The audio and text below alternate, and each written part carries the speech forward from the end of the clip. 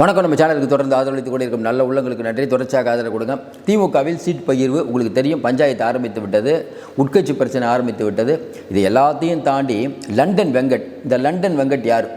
திமுகவில் நமக்கு துரைமுருகன் தெரியும், ஸ்டாலின், உதயநிதி, சபரீசன் அவர்கள், அதுக்கப்புறம் ஸ்டாலினுடைய தம்பி, இப்படி பல அதிகார மையங்கள் இருக்குது, உங்களுக்கு தெரியும். இதையெல்லாம் தாண்டி இந்த லண்டன் வெங்கட் யார்? இவர் மட்டும் இல்லைங்க, பல தம்பிகள் இருக்காங்க. இன்றைக்கி அண்ணா நகரில் வேட்பாளராக அறிவிக்கப்பட்டிருக்காருல, உங்களுக்கு வில்லிவாக்கத்தில் ஆதவர்ஜுன வேத்து மோகனுடைய பையன் கார்த்திக், அவர் ஒரு மிகப்பெரிய அதிகார மையம். கேட்டால் திராவிட மாடல் ஆட்சி நடத்திட்டு இருக்கோன்னு இவங்க சொல்கிறாங்க. இவர்கள் ஆட்சியில் அமைச்சர்களை விட அதிகாரம் மிக்கவர்கள் இன்றைக்கி தம்பிகள். அது உங்களுக்கு தெரியும், நான் சொல்ல வேணாம். அதையும் தாண்டி பல அதிகார மையங்கள் இருக்கிறது. இந்த அதிகார மையங்கள் கையில் 8 கோடி மக்களுடைய வாழ்க்கை சிக்க வேண்டுமா அப்படிங்கிறத மக்கள் தான் எண்ணி பார்க்க வேண்டும். இவர்களுடைய அதிர் வைக்கக்கூடிய நெட்வொர்க் இருக்குல்ல, சாதாரணமாக அடிக்கடி சொல்கிற வார்த்தை தான். காலைல 10 மணிக்கு போயிட்டு 6 மணிக்கு வேலையை முடிச்சுட்டு வந்து லோன் வாங்கி வீடு கட்டலாமா, இல்லை சாப்பாட்டுக்கு என்ன பண்ணுறது, இப்படி பலவிதமான யோசனைகள் நமக்கு இருக்குது. அதாவது ஒரு ஃப்ரிட்ஜு வாங்கிறதுக்கே நம்ம யோசிக்கக்கூடிய அளவுக்கு இருக்குது. ஆனால் இவங்க யோசிக்காமையே ஒரு நாளைக்கு, நம்ம சொல்கிறது ஒரு நாளைக்கு சுமாராக இவங்களுடைய செலவு பார்த்திங்கன்னா 20 லட்சம் 30 லட்சம் செலவிடக்கூடியவர்களாக இருக்காங்க. ஏன்னா உழைக்காமல் வந்த பணம் நம்ம பணத்தில் இவங்கெல்லாம் சொகுசாக இருக்காங்க. டெய்லியாக பார்ட்டி வச்சுக்கிட்டு பல பேருக்கு பரிசு பொருட்களை கொடுத்து விட்டு, இதெல்லாம் ஏற்கனவே நடந்ததா இல்லையா? பட்டணப்பாக்கத்தில் இருக்கக்கூடிய வீட்டில் என்ன நடந்ததுன்னு பக்கமாக போடுறாங்க. அந்த அளவுக்கு உள்ளே நம்ம போய் பேச வேணான்னு பார்க்குறோம். ஏன்னா இவர்கள் தான் அந்த நமக்கு பேசுகிறதுக்கே சில மேட்டர்லாம் கூச்சமாக இருக்கும். இவங்க எந்த மேட்டர் நம்ம கூச்சமாக இருக்குமோ அதை பொது வழியில் பேசுவாங்க. இதுதான் இவர்களுடைய டிஎன்ஏல இருக்கிறது. நம்ம இவருடைய பேச்சை நம்ம பழைய காலத்துலேருந்து பேச ஆரம்பித்தாவே போதும். ஒவ்வொரு டைம்லேயும் இவங்க எந்தெந்த மாதிரியான ஆபாச கருத்துக்களை சொல்லியிருக்காங்கன்னு. சரி, இந்த லண்டன் வெங்கட் அவருடைய நெட்வொர்க் என்ன, எல்லாரும் அதுதான் அறியணும். ஒரு முக்கியமான செய்தி ஒன்று, அதை ஃபுல்லாக படிச்சிடுறேன். எம்எல்ஏக்களுக்கு அடித்தது ஜாக்பாட். யார் இந்த லண்டன் வெங்கட்? இதில் பார்த்தீங்கன்னா திருவள்ளூர் மாவட்டத்தில், ஒவ்வொரு மாவட்டமாக சொல்லிகிட்டு இருக்கோம். திருவள்ளூர் மாவட்டத்தில் கும்மிடிப்பூண்டி, பொன்னேரி, திருத்தணி, திருவள்ளூர், பூந்தமல்லி, ஆவடி, அம்பத்தூர், மதுரவாயில், மாதவரம், திருவொற்றியூர், மொத்தம் 10 தொகுதி இருக்குங்க. 10 தொகுதியிலையும் இன்றைக்கி வேட்பாளர் போட்டாங்க. அவங்க எப்படி போட்டிருக்காங்க? குறிப்பாக பார்த்தீங்கன்னா இன்றைக்கி மாதவரம் திமுக எம்எல்ஏ சுதர்சனம் இருக்கார். அவர் மேலே ஏகப்பட்ட புகார் இருக்குது. அவர் என்ன பண்ணுறாரு, முதல்வர் சபரீசனின் நெருங்கிய நண்பரான லண்டன் வெங்கட் வாயிலாக கோவிந்தராஜன், சுதர்சனம், கணபதி ஆகியோர் மீண்டும் சீட் பெற்றுள்ளனர். இதனால் கட்சி நிர்வாகிகள் பலரும் வாயடைத்து நிற்கின்றனர். அம்பத்தூர் தொகுதி எம்எல்ஏவாக இருந்த ஜோசப் சாமுவேலுக்கு சீட் மறுக்கப்பட்டுள்ளது. அவருக்கு பதிலாக டாக்டர் பூர்ணிமா, இவரும் லண்டன் வெங்கட் வாயிலாக ரூட் எடுத்து சீட் பெற்றுள்ளார். இப்படி திருவள்ளூர் மாவட்டத்தில் புதிய அதிகார மையமாக சபரீசனின் நண்பர் லண்டன் வெங்கட் உருவெடுத்துள்ளார். இப்போதே லண்டன் வெங்கட்டுடைய வீடு அடையாறில் இருக்கான். லண்டன் வெங்கட் வீட்டில் மக்கள் குவியறாங்களாம். இப்போ எதுக்குங்க குவியறாங்கன்னு கேட்டால், இந்த எம்எல்ஏ எலெக்ஷன் முடிஞ்சோன்னா அடுத்து உள்ளாட்சி தேர்தல் வரப்போகுது, அதுக்கு இப்போவே சீட்டு கேட்டு குஞ்சு கூட்டி இருக்கிறார்கள்னு. இவருடைய நெட்வொர்க் அப்படிங்கிறது இன்றைக்கி சபரீசனுடைய நெட்வொர்க்.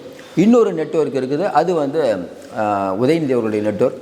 இன்னொரு நெட்வொர்க் இருக்குது, அது யாருன்னு உங்களுக்கு தெரியும். 3 தமிழ்நாட்டில் அதிகார மையங்கள் இருக்கிறது. ஒன்று வீட்டில் இருக்கக்கூடிய கிச்சன் கேபினெட், 2வது உதயநிதி, 3வது சபரீசன். இந்த 3 எடப்பாடி பழனிசாமி அடிக்கடி சொல்லிகிட்டு இருப்பார். அதையும் தாண்டி இப்போ இன்னொரு விஷயம் நம்ம பேசணும்.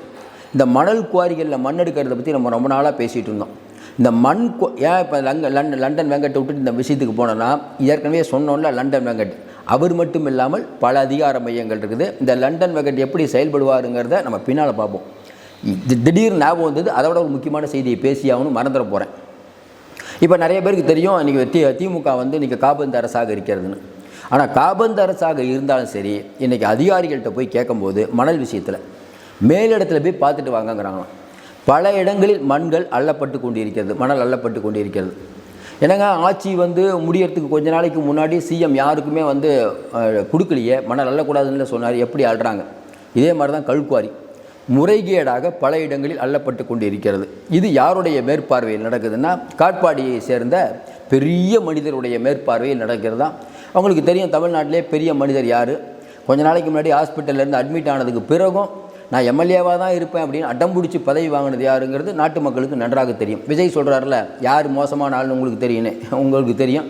சில பேருடைய பேர்லாம் நம்ம சொல்ல வேணான்னு பார்க்குறோம், அவாய்ட் பண்ணிட்டு போகிறது தான் நல்லது. ஏன்னா நான் ஒரு அறிவாலயத்தின் அடிமை அப்படிங்கிறத பெருமையாக சொல்லிக்கிட்டு கேட்டால் நாங்கள்லாம் திராவிட பாரம்பரியத்தில் வந்தவர்களுங்கிறாங்களே. அறிவாலய அடிமை, கோபாலபுரத்து அடிமைன்னு சொல்கிறது பகுத்தறிவா? அப்போ நீங்கள் உங்கள் பையன் ஒன்று வேணாம், துரைமுருகன் அவங்க பையன் ஜானி அப்படிங்கிற ஒரு ரவுடியோடைய மனைவியை கட்சியில் சேர்த்துருக்காரு. இப்போ தான் ஏன்னா அவங்க அப்பா ஜெயிக்கணுமா. இதை ஒரு செய்தியாக்கி இன்றைக்கி தினமலர் போட்டிருக்காங்க. அதாவது இன்றைக்கி மாற்றுக் கட்சியில் வந்து சில பேர் வந்து ரவுடித்தனம் பண்ணுறாங்க அப்படின்னு சொல்லும்போது, ரவுடிகளையே சேர்க்கக்கூடிய கட்சின்னு நீங்கள் பிஜேபியை சொன்னீங்க. ஆனால் நீங்கள் எந்த லட்சணத்தில் இருக்கீங்க? அப்போ உங்களுக்கு யார் யாரெல்லாம் தேவைப்படுவாங்க? ஒரு 1 மாதம் இருக்குமா, 1 மாதத்துக்கு முன்னாடி ஒரு பெண் பாலியல் பிரச்சனை. அங்கே பார்த்தீங்கன்னா காக்கா தோப்பா 4 பேர் 2 பேர் அரெஸ்ட் பண்ணுறீங்க. 2ல் ஒருத்தர் வந்து ரவுடி திமுகவா. அவர் வந்து திமுக கட்சி கூடி காட்டின வண்டியில் வந்து போலீஸ் ஸ்டேஷன் வராரு. படம் பிடிச்ச நிருபர்களை வேகமாக அப்புறப்படுத்துகிறாங்க. அப்போ இன்றைக்கி திராவிட மாடல் ஆட்சியில் போக்கிரிகளும் புறம்போக்குகளும் இவங்க தான் வந்து கோல் வச்சு கொண்டு இருக்கிறார்கள். சரித்திர பதிவேடு குற்றவாளிலாம் வெளியில் இருக்காங்க. இதில் முதல்வர் சிஎம் வந்து நாளைக்கு நேற்று வந்து ஒரு கூட்டம் ஒன்று போடுறார். என்ன, எல்லா கூட்டணி கட்சி தலைவர்களையும் அமைச்சு தேநீர் விருந்து கொடுக்குறாராம். இத்தனை வருஷமாக தேநீர் விருந்து கொடுக்கல, இப்போ ஏன் கொடுக்குறாரு தெரியுங்களா? தேநீர் இல்லை, அது அல்வா. அதாவது இன்றைக்கி தெரியும் சிஎம்க்கு கிரவுண்டில் வேலை நடக்கலை. நம்ம சொல்லிகிட்டு இருந்தோம்ல, தேமுதிக நிற்கிற தொகுதியெல்லாம் வேலையே செய்ய மாட்டாங்க, திமுக காரங்க கூட வேலை செய்ய மாட்டாங்க. ஆனால் முதல்வர் என்ன பண்ணுறாரு, நம்ம ஆட்களை நம்மளால் அடக்க முடியாது. கூட்டணி கட்சிக்கிட்டாவது சொல்லுவோம், ஐயா ஏற்கனவே ஸ்வீட் பாக்ஸ்லாம் நிறையா கொடுத்துருக்கோம், இன்னும் கூட எக்ஸ்ட்ராலாம் தரோம், முடிஞ்சதுக்கப்புறம் நிறையா விஷயம் உங்களுக்கு பண்ணுறேன், இப்போதைக்கு கொஞ்சம் அடக்கி வாசிங்க, எதுவும் தப்பு கிப்பாக வெளியில் பேசிடாதீங்க, உங்கள் ஆட்களை முதல்ல வேலை செய்ய சொல்லுங்கள். அதுதான் இது கூட்டம். கட்சிக்காரர்கள் தூங்கி எழுந்தால் என்ன பிரச்சனையை கிளப்புவாங்கன்னு புலம்பிகிட்டு இருந்தார்ல, அதே போல் அங்கே ஒரு புலம்பல். திருமாவர்களுக்கோ கம்யூனிஸ்ட்டுக்கோ தெரியாதா, இவர் இப்படி தான் கெஞ்சுவார், அதுக்கப்புறம் மிஞ்சுவார். நம்ம வேல்முருகன் சொன்னார்ல, அதாவது எம்எல்ஏ எலெக்ஷன் நடக்கும்போது வேல்முருகன் எப்போ எங்கே இருக்கீங்க, எப்படி இருக்கீங்கன்னு அமைச்சர்கள் ஃபோன் பண்ணி கேட்பாங்களாம். ஏன்னா அவங்க வந்து எம்எல்ஏவாக ஆகணும். அப்போ வேல்முருகன் தேவைப்பட்டார். அதற்கு பிறகு அமைச்சர் வீட்டுக்கு போனால் டபேதார் தான் ஃபோன் எடுப்பார், வாட்ச்மேன் தான் ஃபோன் எடுப்பார், அமைச்சர் லைனுக்கே வரமாட்டார். அவ்வளோ திமிரானவங்கன்னு சொன்னாரா இல்லையா? பரந்தூர் விமான நிலையம் கட்டுறதுக்கு வந்து எவ்வளோ உறுதியாக இருக்கீங்க? அங்கே ஒரு அமைச்சர் பல ஏக்கரில் நிலத்தை வாங்கி போட்டார், இன்னொரு அமைச்சர் துபாய் மலேசியாலாம் போட்டிருக்காரு. எல்லா ரகசியத்தையும் வெளியிடுவோம் உங்கள் கூட்டணியில் உங்களோட இருந்தவர் சொல்கிறார் சார். அதுக்கு என்ன பதில்? தம்பிகள் ஊழலே பண்ணலன்னு மக்கள் நினைக்கிறாங்கன்னு நினைக்கிறீங்களா? இப்போ நம்ம வெங்கட் அப்படிங்கிற ஒருவர் ஒரு அதிகார மையமாக இருக்கிறார். நம்ம பேசுனது காரணம் மக்கள் பிரச்சனை இல்லை, ஆனால் இது திமுக காரங்க பிரச்சனை. இப்போ உடன்பிறப்புகள் நிறைய பேர் 200 உடன்பிறப்புகள். இப்போ நம்ம பேசிகிட்டு இருக்கும்போது திமுக காரங்க வந்து கமெண்ட் போடுறதை பார்த்துருப்பீங்க. அதெல்லாம் உண்மையான திமுகலாம் இல்லை, மக்களுக்கு தெரியும் தான் ஞாபகப்படுத்துகிறோம். 200 வாங்கிட்டு ஒரு பெரிய நெட்வொர்க். இன்றைக்கி வந்து 1 லட்சம் சந்தாதாரர்கள் இருந்தால் இன்ஃப்ளூயன்சருக்கெல்லாம் காசு. பல யூடியூப் வந்து இன்றைக்கி, அப்புறம் இன்னொன்று 25 லட்சம் வாட்ஸ்அப் குரூப்கள் புதுசாக உருவாக்கியிருக்காங்க. அதாவது என்னென்னா, நம்மளை மடைமாற்றம் செய்வதற்கு பல விஷயங்கள் வரும். இப்போ எடப்பாடி பழனிசாமி அப்படி பேசினார், விஜய் இப்படி பேசினார், சீமான் இப்படி பேசினார். இவங்களே பொய்யான செய்தியை உருவாக்கக்கூடிய வல்லமை இவர்களுக்கு நம்ம சொல்லியாகணும். இவங்க டிஎன்ஏலே அப்படி இருக்குது.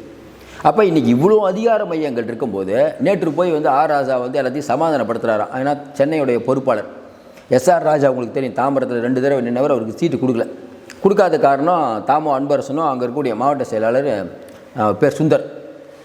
இப்போ இவங்கெல்லாம் போர்க்குடி தூக்குறாங்க. அதே மாதிரி பார்த்திங்கன்னா டி நகர் எம்எல்ஏ கருணாநிதி போய் சமாதானம், என்ன சமாதானம் பார்த்து என்னப்பா வேணும் உனக்கு, பார்த்து எல்லாம் பண்ணுறப்பா, வந்தவொடனே வேறிய தலைவர் கொடுப்பா, நம்ம ஆட்சி வந்தோன்னா அவ்வளோ முடிஞ்சு போச்சுப்பா. இப்போ எப்படி யோசிக்கிறாங்க திமுகனா, இதுதான் நம்மளுடைய கடைசி தேர்தல். திமுகவுக்கு நல்லா தெரியும், வரக்கூடிய தேர்தலை நம்ம ஜெயிச்சிட்டா அதுதான் நம்மளுடைய கடைசி தேர்தல், தோத்தாலும் கடைசி தேர்தல். அதுதான் நல்லா யோசனை பாருங்கள். அடுத்து இப்போ இந்த திமுக அந்த ஆட்சிக்கு வருதுன்னு வச்சுக்கோங்க, வருதுன்னு வச்சுக்கோங்க. நேரு வயசாகிடுச்சு, இதுக்கு மேலே ஒரு தேர்தல் நிற்க மாட்டார். தான் பெரியசாமி இதோட கடைசி தேர்தல் தான், இதுக்கு மேலே நிற்க மாட்டார். நீங்கள் கேட்குறேன் என்னங்க, அது துரைமுருகன் வந்து 87 வயசில் நிற்கிறார். துரைமுருகன் ஒருத்தர் நிற்பார், அவர் மாதிரிலாம் மற்றவங்க இருக்க மாட்டாங்க. அவர் வந்து கோபாலபுரத்தின் அடிமைன்னு சொல்கிறவர். இவங்கெல்லாம் ஓரளவுக்கு ரோஷமாக இருப்பாங்க நம்ம நினைக்கிறோம். ஏன்னா இன்றைக்கி இருக்கக்கூடிய ஏவாவேலாம் பார்த்தீங்கன்னா ஓரளவுக்கு ரோஷக்காரராக தான் இருப்பார். அதனால் அவர் நிற்பார், மற்றபடி நிறைய பேர் நிற்க மாட்டாங்க. அப்போ இதுதான் தங்களுடைய கடைசி தேர்தல். அடின்னு அடிக்கணும். நீங்கள் கேட்கலாம், ஏற்கனவே அடித்து தான் தமிழ்நாடு ரொம்ப மோசமாக நடக்குது, தமிழ்நாடு தலைகுனியை வச்சுட்டு இவங்களே தலை நிமித்துறாங்களாம். இன்னொரு பக்கம் பார்த்தீங்கன்னா விஜய் ஆளே இல்லை. எடப்பாடி பழனிசாமி இவர் சொல்கிறாரு, நம்ம உதயநிதி அடிமை எடப்பாடிங்கிறாரு. நீங்கள் யாருக்கு அடிமையாக இருந்தீங்கிறது தான் ஊருக்கே தெரியுமே.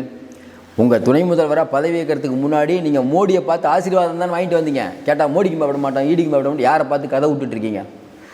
இந்த ஒரு இது ஒரு பிரச்சனை. இன்னொரு பிரச்சனை மறந்துட்டோம், லண்டன் வெங்கட்டை பற்றி சொல்கிறோம்ல, இவருடைய ஸ்டைல் எப்படி அப்படின்னா, இன்றைக்கி இருக்கக்கூடிய சூழ்நிலையில் சபரீசன் அவர்கள் மூலமாக ஆசி வழங்கினவர். உளவுத்துறை அப்படிங்கிறது ஒரு ரிப்போர்ட் எடுத்து கொடுத்துருக்காங்க திமுக. அதே மாதிரி பார்த்திங்கன்னா பென்னிரோம் எடுத்து கொடுக்குறாங்க. பென்னிரோம் கொடுக்கறதுல என்னென்னா, உதயநிதி அவர்கள் எனக்கு வேண்டியப்பட்ட ஆளுங்கன்னு சில பேரை சொல்கிறாரு. அவங்கள முக்கால்வாசி பேருக்கு கொடுத்தாங்க, கால்வாசி பேருக்கு கொடுக்கல. ஏன்னா இன்றைக்கி வந்து சீனியர்களுக்கு முக்கியத்துவம் கொடுக்கணும்னு ஸ்டாலின் நினைக்கிறார், இல்லைன்னா ஜெயிக்க முடியாது. இதில் இந்த லண்டன் வெங்கட் மாதிரி ஆளுங்கள்லாம் எப்படி வராங்கன்னா, இவர்களுக்கு வேண்டியப்பட்டனா ஏற்கனவே திமுகவில் தான் இருக்காங்க.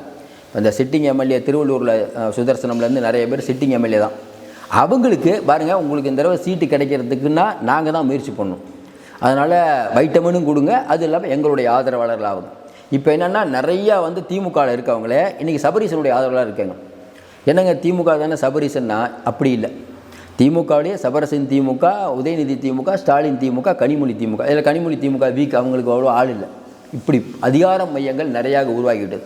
இந்த அதிகார மையங்கள் உருவாகினால் வரக்கூடிய நாளில் திமுக ஆட்சிக்கு வந்தால் தமிழ்நாட்டை ஏற்கனவே பிச்சு பிச்சு பிச்சு கெடாசிட்டாங்க.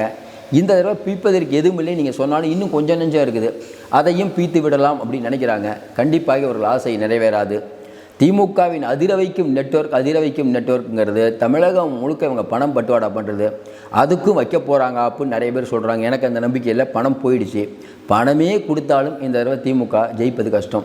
8000 ரூபா வந்து அந்த கூப்பன் கொடுக்குறாங்களே, யார் கொடுத்த ஐடியான்னு தெரில. இவ்வளோ ஒரு மொக்கையான ஐடியா.